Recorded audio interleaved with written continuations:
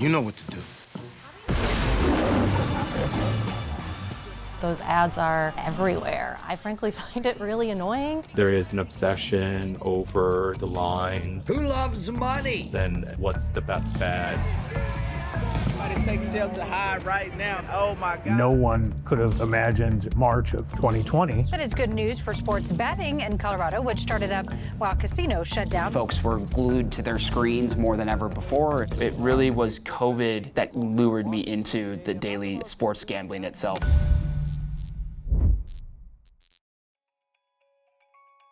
This is episode 2 of Cash Out, our 4-part documentary series looking at Colorado's first 5 years of legalized sports betting. In episode 1, we examined what went into passing Proposition DD, the measure that made sports gambling legal in Colorado. In this episode, we'll look into the reality of sports betting through the state's looser regulations, the influx of sportsbooks and promotions, and the athlete harassment that followed. I made Gabby lose by heckling her, and it made my parlay win. This is Cash Out. Any kind of information, we will certainly pass it along. Because the game tonight has been postponed. You are all safe. When sports betting was legalized in Colorado, that coincided with the beginning of the pandemic. So what was that like for you? It was tough because for quite some time there was nothing to bet on. The Avalanche season is delayed. The NBA is now the first major. The virus delivering a hard hit to the NFL. All operations indefinitely, of course. The sporting calendar had the least amount going on that it has ever had. Now it's happened. It's like, bro, this is crazy. It was a very interesting experience to see how hard it hit and how quickly it spread in Colorado. We had sports betting and all sports were not playing. We looked at whether it would make sense to delay the start, but because it was online, we were able to say, you know what, if you're ready to go, let's go. We were able to pick up a few sports out there still playing. The apps nowadays show everything. It's an international platform, so then it turns into the ping pongs, the overseas tennis, basketball. There was hockey being played in Belarus. There was table tennis being played in Russia, the Ukraine, and as a marketer, you had to get creative. You had to provide folks with more information. Gold! That did feel like a gift and a curse. You're like, wow, I can't believe that my focus at work this week is I'm gonna learn about the Belarusian Hockey League. Здесь нет вирусов никаких. Вот ты же не заметила, что они летают? Basically, was just trying to move money around fast I could. I'd bet on the early slate, use the winnings to go on the later slate. Then you start betting on table tennis to bridge that gap, because you just can't accept losing for the weekend. Generated over $63 billion in bets last year. That was the most available sport at the time. You had competitions kicking off every 5 minutes, every 10 minutes or so. It still surprises me to this day to see how much people play on table tennis. Mother losing their house betting on ping pong in Colorado. Any given quarter, any given month, table tennis betting is usually the 4th or 5th most popular option amongst Colorado bettors. In August of 2019, right after the legislation had passed, there were already 6 or 7 states that were live, so we could look at what the rules look like in other states. From the regulatory side of things, how is Colorado different than other states that have legalized online sports betting? I think in the beginning, the barrier to entry was a little bit lower in Colorado. Legalizing sports betting isn't quite as simple as going from a no to a yes. When the Supreme Court turned the decision over to the states, each state needed to establish its own rules and regulations. This included questions about in-person versus online gambling and how many sportsbooks were allowed to operate. Nebraska and the Dakotas only allow in-person sports betting, while Tennessee and Vermont only allow online betting. Pennsylvania requires sportsbooks to pay an initial fee of $10 million, and New York taxes sportsbook revenue at 51%. Colorado is a bit more lenient. Colorado's licensing system allows around 30 sportsbook operators, though that's a lot compared to other states, and those operators pay a relatively low 10% tax on their gross gaming revenue. This is partially why Colorado often ranks among the states with the greatest number of active sportsbooks. Today, there are about 15 legal online and retail sportsbooks, but this number varies as operators enter and exit the market.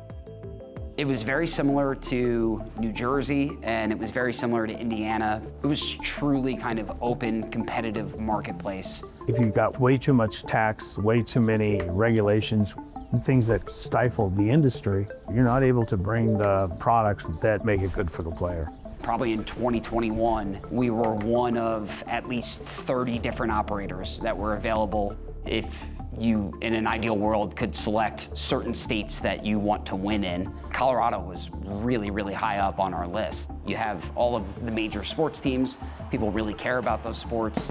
But the more open the market is, if it's a market where there are 30 plus books, you probably have to be a lot more aggressive on your new customer promotional offers. Oh, it's about to be a party in here. Is sports betting so pervasive because it's being marketed so heavily, or is it being marketed so heavily because it's very popular? I think it was always going to be this popular. I do think the advertising contributed to accelerating the knowledge, and especially because there's so many applications and different companies. And it's not just advertising, it's deposit $5 and you get $100 in free bets. If you watch sports or drive down the highway or scroll on social media, you've likely seen ads like these. With DraftKings, new customers bet $5 to get $200 instantly in bonus bets. And bonus bets, also called no-sweat bets, are sportsbook promotions in which an operator refunds a bettor's wager if they lose, essentially letting the player bet with no risk. If you win, you get your money, and if you lose, you get your money back, though most often it's in the form of credits or tokens that can be used toward future bets in the app. Bonus bets. You can think of these like first visit discounts at a new store, or loyalty reward points that come with a new credit card. The sportsbooks figure that once they've got you betting in their app, you'll come back for more. That's $1,000 worth of bonus bets. You've just made $700. As an increasing number of sportsbooks activated in the early days of legal Colorado sports betting, promos like bonus bets offered an effective means of convincing bettors to use one app over the dozens of others. In total, I made about $25,000 over 2 seasons. I hadn't done any sports betting at all until I learned that it was legal in Colorado. I started doing the match betting kind of at the prime time of all of these sports books coming and really trying to hook us. Join today and get your first bet risk-free up to $500. Head to the DraftKings Sportsbook app to claim your free bet. Sign up now and get 5-second chance bets up to $100 each. Some savvy players like Mary Beth Oskimo capitalized on this promo palooza using one of the world's most feared and most powerful tools, math. I'm Mary Beth Oskimo. I am an associate teaching professor in the Department of Computer Science here at CU Boulder. When I first started this, the promos they were offering were amazing because they really were just trying to get market share. I joined all of the ones that were available in Colorado. At the time, there were probably around 20. There's a variety of different ways you can do what are called mathematically advantageous bets. One of the first ones is just called matched betting, where you just bet on all possible outcomes of a given game. So you pick different sports books and maybe bet that team A wins on this one and team B wins on this one for the same game. Just doing that straight up is not going to be advantageous to you. You're going to lose money because you're basically going to be paying them a little fee to bet every time you're doing it. But what I learned was when they're trying to get you to join a sports book, they'll usually offer you a promotion. And if you use that promotion to then set bets that are matched, you can guarantee a profit using that promotion bet. The biggest takeaway I kept telling my students when we talked about probability and games of chance is like, these are designed to take your money. And it feels fun because there's this variance in it. But if you look mathematically how they designed this over time, it is for you to lose. Sports betting is just rooted in such great data. We had PointsBet traders actually in the office alongside us. They're all math people.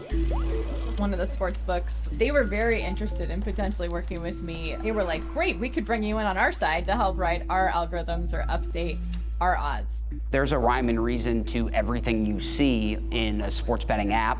All of that is rooted into algorithms and factual math that is backing how those lines are set and how they move accordingly. You work at a university with college students. Can you tell me a little bit about what you've seen among your students?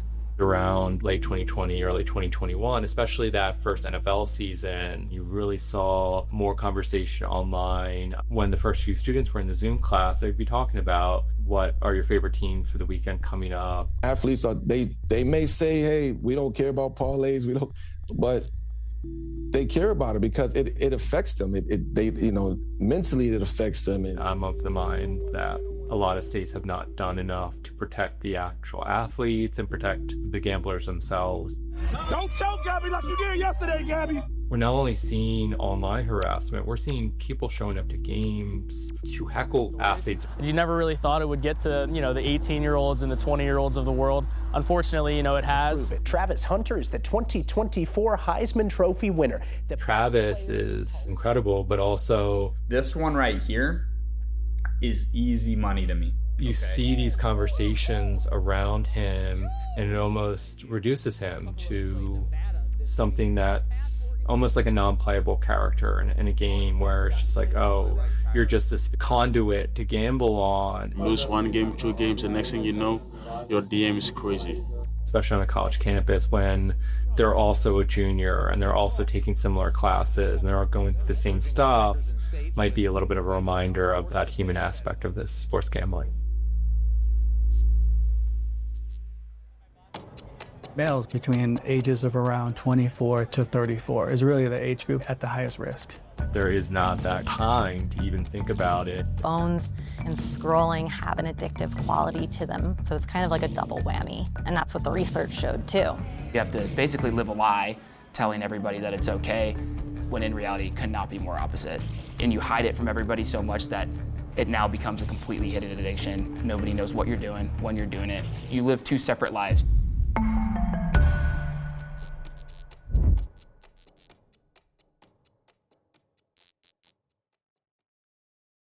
If you or someone you know is experiencing problem gambling, you can call 1-800-GAMBLER or visit the Problem Gambling Coalition of Colorado website to learn more.